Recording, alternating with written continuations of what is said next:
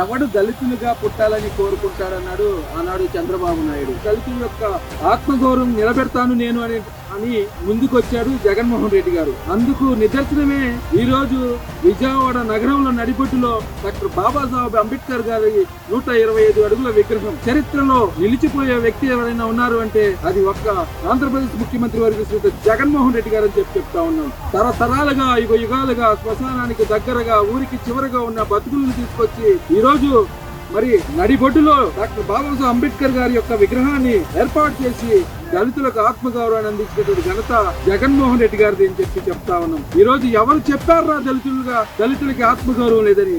ఇదిగో మా దళితుల ఆత్మగౌరవం డాక్టర్ బాబాసాహెబ్ అంబేద్కర్ గారి విగ్రహం, 165 విగ్రహం విజయవాడ నడిబొడ్డులో. ఇటువంటి నిర్ణయాలు తీసుకోవాలన్నా, ఇటువంటి త్యాగాలు చేయాలన్నా కూడా డేరింగ్ అండ్ డాషింగ్ ఉన్నటువంటి ముఖ్యమంత్రి జగన్మోహన్ రెడ్డి గారు అని చెప్తా ఉన్నాం. ఎస్సీ, ఎస్టీ, బీసీ మైనార్టీల యొక్క ఆకాంక్ష ఈ రోజు రాజధాని నడిబొట్టులో ఉంది. అందుకే చెప్తా ఉన్నాం జగనన్నకు జై భీమ్ జగనన్న, జై భీమ్ జగనన్న.